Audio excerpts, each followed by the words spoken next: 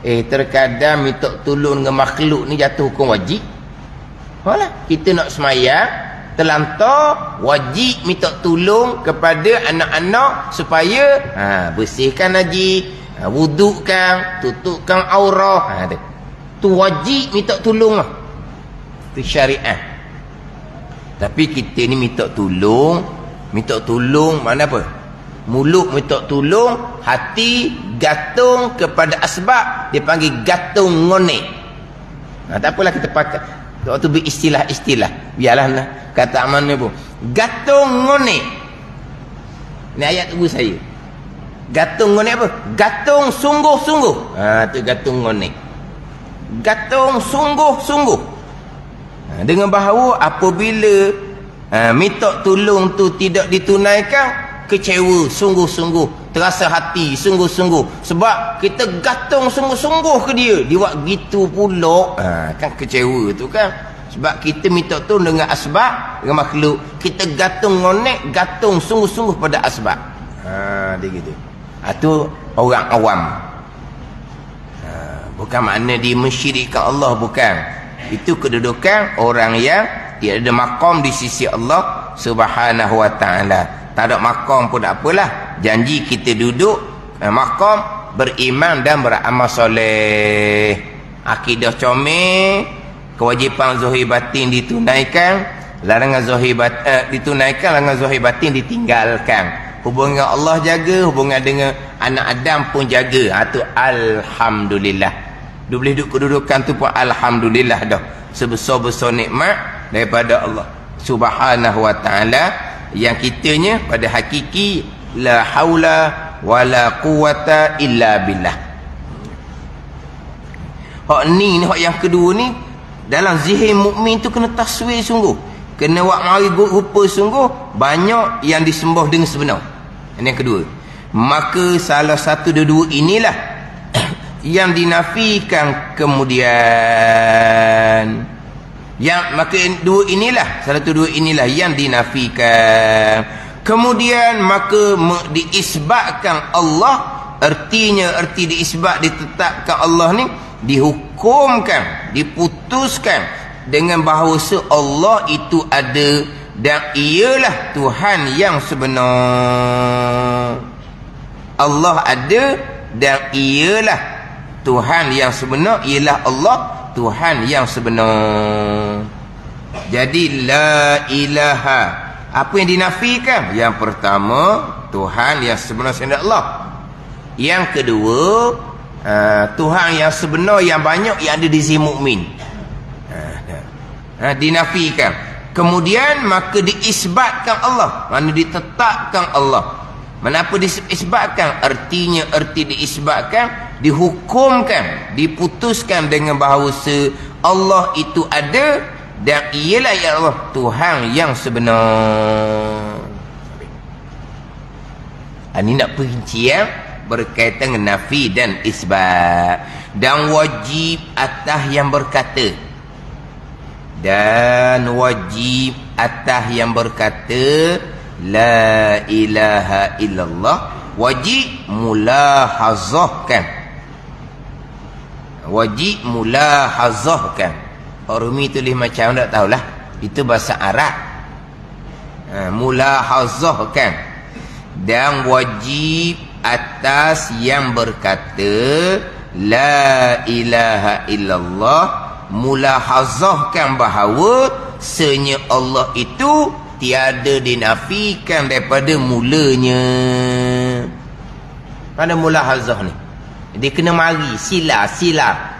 Tu sebut lepas sila tu. Dia taswir pun kadang-kadang letak mana sila juga. Kena mulahazah. Kena datangkan ke dalam hati kita. Kena mulahazahkan bahawa senya Allah itu tiada dinafikan daripada mulanya. La ilaha, tiada Tuhan, tak masuk Allah situ. Tak masuk Allah situ. La ilaha illallah. La ilaha tu ketika dimenafikan tiada Tuhan ni, hak yang sebenar yang lain. Allah tak masuk situ. Kena mulazah, kena mari gitu dalam hati kita. wajib atas yang berkata la ilallah, mulahazahkan bahawa Allah itu tiada dinafikan daripada mulanya.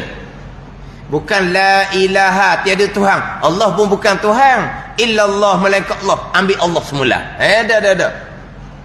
Pada masa kata la ilaha tu tak masuk Allah dah. Sebab tu kalau orang ni, orang yang beriman, dia mengucap la ilaha, habis apa? Masih dia nak mati ni, orang je dia mengucap dia, la ilaha illallah, dia pun turut la ilaha, lepas tu senyap. Macam mana tu dia menafikan Tuhan, menafikan Tuhan yang lain. Allah tak masuk situ. Ni Allah tak masuk situ. Sebab itulah kita ni ada orang tua-tua ni, la ilah budak ni, la ilah budak ni. Apa dia la ilah tu? Tak cakap dengan orang tua ni, la ilah budak ni, la ilah, apa la ilah? Dah apa ni? Dia tak ada dakwah sekarang. Ada dah.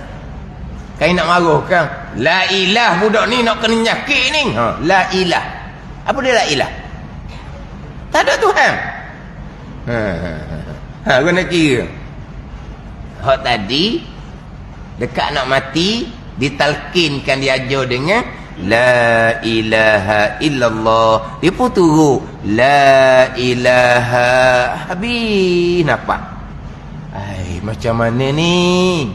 Dia menafikan Tuhan yang lain. La ilaha tu Allah tak masuk situ. Jadi orang duk cakap la ilah tu, dia bukan menafikan Allah, menafikan Tuhan yang lain.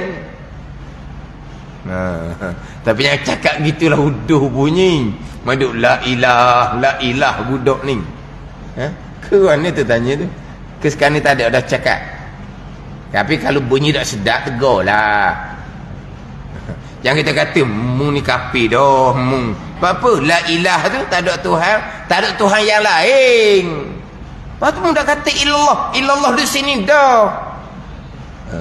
Mana bukan maksud apa, tak comel kita tegur. Dia cakap gitu. Tapi kita dengan dia kata gitu, kita nak hukum mung ni tak ada Tuhan, tak ada Tuhan yang lain. Allah ni dah Allah. Kita pegang dari akidah kita, Allah jiwa Tuhan. Tapi comel ke cakap gitu? Tak comel lah. Tapi masa cakap gitu pun tak comel juga. Tengah nak marah. Tak comel lah, tengah nak marah. La ilah budak ni, la ilah. Jangan. Lepas tu jangan dah ajar gitu. Kata macam mana? Astaghfirullah budak ni. Apa astaghfirullah? Kita lah tu cuak duk ajar ke dia, lepas tu lah dia buat benda salah. Gitulah kalau tu nak orang astaghfirullah budak ni nak kena nyakit ni. Saat ni istighfar, lepas tu nak kena nyakit pula, nak kena nyakit lah. Buat salah kena hukum. Astaghfirullah lah. Ataupun la haula wala quwata illa billah budak ni. Masya Allah budak ni. Mana ni? Tapi Masya Allah pun dia cermat juga. Sebab Masya Allah ni barang Tuhan kendok. Tapi budak ni buat salah. Budak benda salah, Masya Allah, kita tak sandar ke Tuhan benda salah. Oh Masya Allah budak ni rajin sungguh luar ibadat. Tu Masya Allah lah. Gitulah. Allah Masya Allah kamu ni sekarang bagusnya lah. Hak bagus tu Masya Allah. Hak tak bagus, Astaghfirullah, kenapa kau buat kerja seumpama ni? Kenapa kita istighfar? Itulah sebab kita cuak. Kalau benda buruk ni jangan duduk Masya Allah. Barang yang Tuhan kendak, benda buruk oleh sandar kepada kendak Allah Ta'ala. Benda salah, benda hak dosa. Hak baik tu lah. Masya Allah, cerdik sungguhlah kamu ni. Masya Allah, keputusan kamu bagus sungguh. Tak apalah tu, waktu benda baik, benda molek. Masya Allah lah. Ke mana? Masya Allah.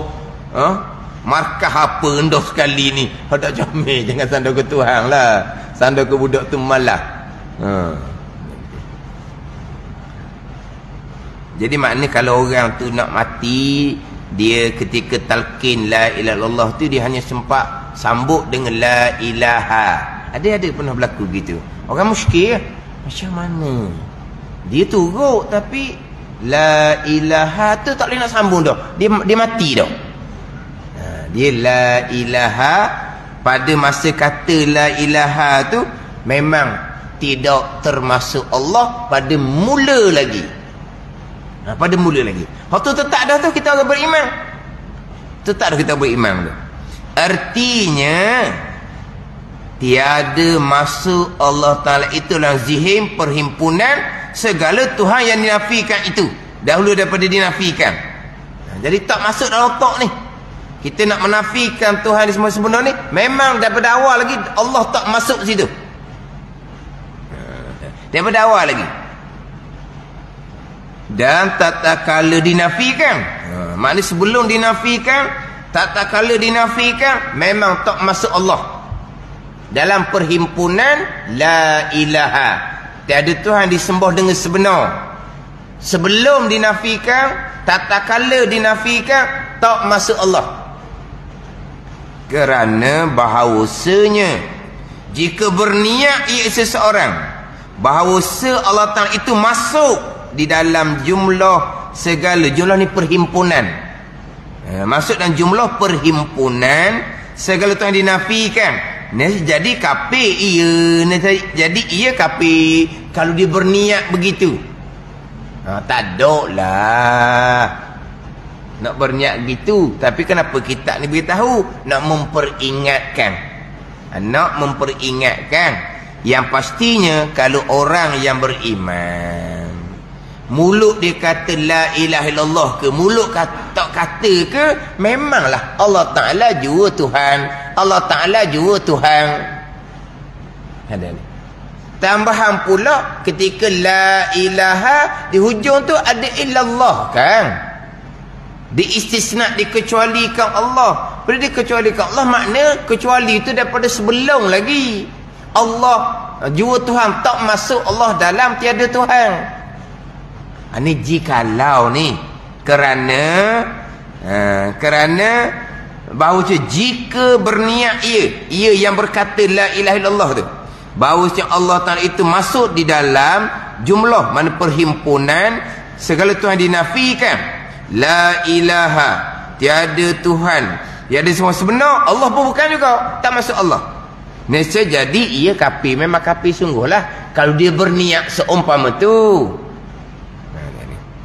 Maka katanya illallah, artinya melainkan Allah itu qarinah, tanda atas bahawasanya yang dikendaki oleh yang berkata la ilaha illallah tu pada permulaannya daripada bahawasanya Allah itu tiada masuk di dalam segala Tuhan yang dinafikan itu. Mana qarinah, tandaan la ilaha, Allah tak masuk, qarinahnya illallah tu lah.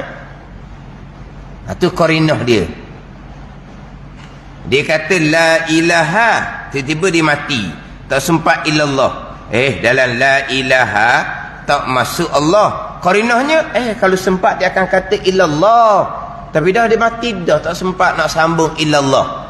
Jadi dengan kata illallah di hujung itulah menjadi qarinah, tandaan bahawa ketika seseorang berkata la ilaha illallah memang Allah tak masuk di la ilaha tu.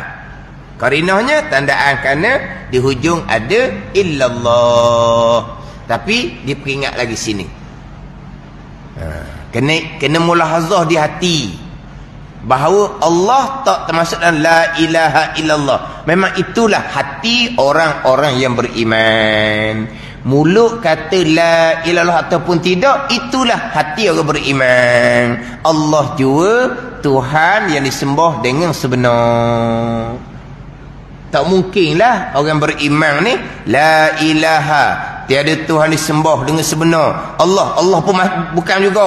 Dia niat gitu benar. Niat gitu benar ni. Ni di hati dia betul-betul ni. La ilaha, tiada Tuhan yang disembah semena Allah pun tiada juga.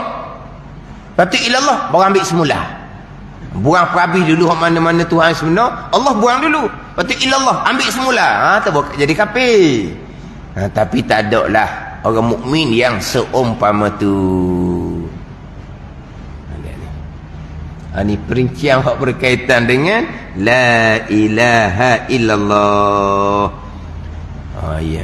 Hak awal dahulunya la ilaha illallah istighna iftikar. La ilaha illallah mentauhidkan Allah pada zat, pada sifat dan pada perbuatan. Ini tauhid ni. La ilaha illallah kalimatut tauhid. Tauhid ni. Ni agama kita, agama tauhid. Apa dia tauhid? Ifradul ma'budi bila ibadah. Mana apa ni? Menunggalkan, mengesakan Tuhan disembah dengan ibadat. Kita ibadah hanya kepada Allah. Itu tauhid. Tak sembah kayu batu, tak sembah. Kita hanya sembah Allah Ta'ala jua. Ma'atiqadi wahdatihi wa tasdiqi biha zatan wa sifatan wa af'ala. Serta mengiktikadkan keesaan Allah dan membenarkan hati dengan keesaan Allah pada zat, keesaan Allah pada sifat, keesaan Allah pada perbuatan. Ni tauhid. Kita menyembah Allah juga serta kita mengiktikadkan keesaan Allah. Keesaan Allah pada zat tetap orang mukmin. Hanya Allah juga zat Tuhan yang sebenar. Keesaan pada sifat itu orang mukmin. Yang nak kena ulanginya keesaan pada perbuatan. Dengan bahawa yang perbuat hanyalah Allah Subhanahu wa taala. Tidak ada satu perkara yang berlaku walaupun sebesar zarah yang ianya bukan perbuatan Allah Subhanahu wa taala. Tu hak tauhid pada perbuatan. Ini la ilaha illallah. Kalimatut tauhid. Yang mana inilah selebih-lebih zikir. Man kana akhiru kalami la ilallah dakhala jannah. Siapa akhir kalam dia la ilaha illallah, nescaya masuk syurga. Sebab apa? Syarat syurga adalah tauhid, iman, akidah. Itu syarat syurga. Dosa dia banyak, kena masuk neraka jahanam dahulu. Tapi akhirnya syurga. Akhirnya syurga. Faham tak ni? Mana orang yang akhir kalam dengan la ilaha illallah serta mengiktikadkan keesaan Allah, nescaya masuk syurga. Memang dia la ilaha illallah, tapi masih hidup dia banyak buat dosa. Tu kena hisap lah. Dia ada hisap, ada mizan, ada syafaah Nabi. Ada syafaah Nabi pada masa itu. Hisap, ada mizan, ada syafaah. Banyak dosa juga mati tiang sirat. Maknanya sekarang timbangan dia memanglah berat kejahatan. Sahlah neraka tak? Meniti dulu. Meniti. Jatuhkan neraka. Tapi dah khala jannah, akhirnya masuk syurga. Selepas daripada tempoh masa neraka, berdasar kepada dosa itu, dia akan ke syurga. Janji mati dalam tauhid, akidah. Bukan hanya mulut la ilaha illallah. Tapi kalau mulut dia tak sempat nak ucap dengan la ilaha illallah, dia mati kemalangan, orang pun mari serta merta terpa kepada yang kemalangan ni. Aja la ilaha illallah, pakai tak ada dah. Tak sempat kata sekalipun, i'tiqad dia la ilaha illallah, syurga. Hati. Tapi kalau mulut kata la ilaha illallah, hati tidak mengiktikadkan akan la ilaha illallah, tidak ada faedah guna pun hak la ilaha illallah tadi, tak ada guna. Hak Nabi kata man kana akhir kalamihi la ilaha illallah jannah ni, serta mengiktikadkan akan keesaan Allah.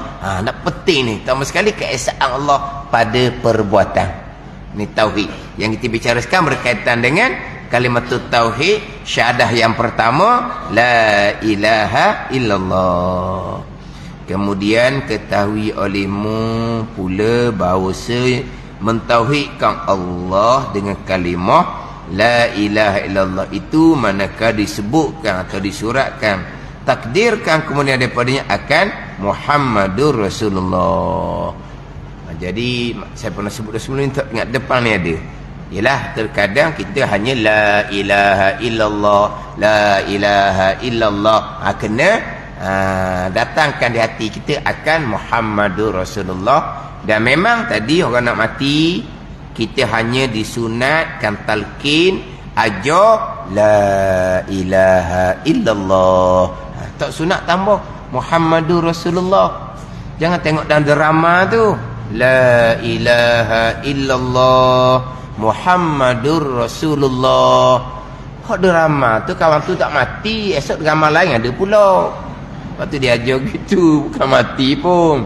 Tak sunat tambah Muhammadur Rasulullah.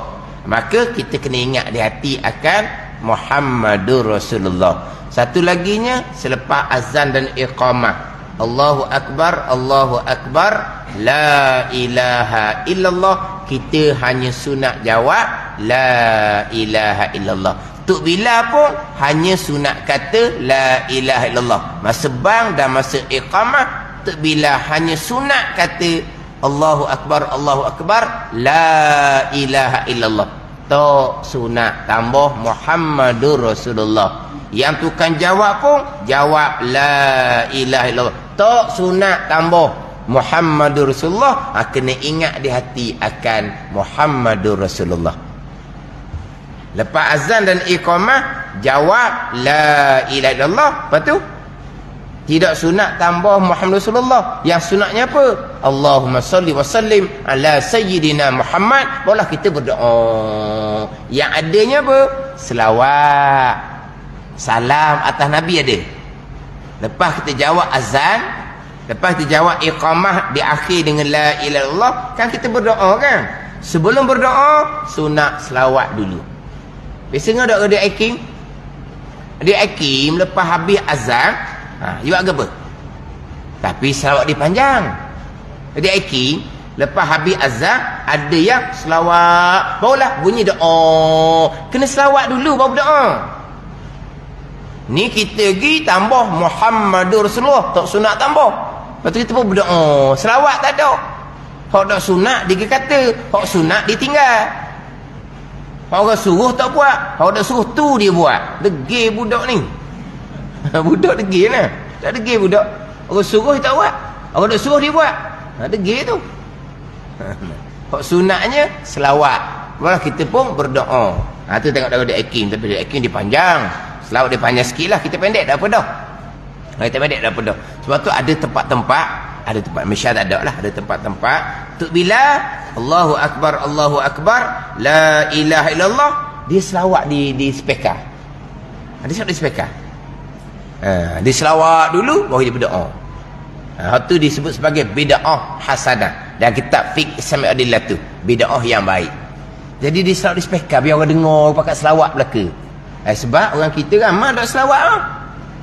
Sebelum berdoa tak selawat ramai. Waktu Nabi suruh berdoa, suruh berselawat tu.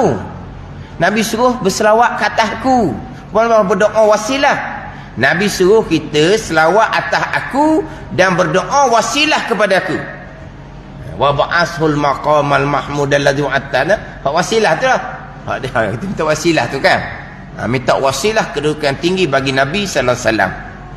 Kita minta ke Nabi. Tapi Nabi suruh kita berselawat atas Nabi dulu, baru minta doa kepada Nabi. Doa azan, doa iqamah tu. Tapi ramai orang kita tak selawat orang Nabi suruh. Tiba-tiba ditambah dengan Muhammadur Rasulullah. Yang tak sunat tambah. Tak sunat tambah.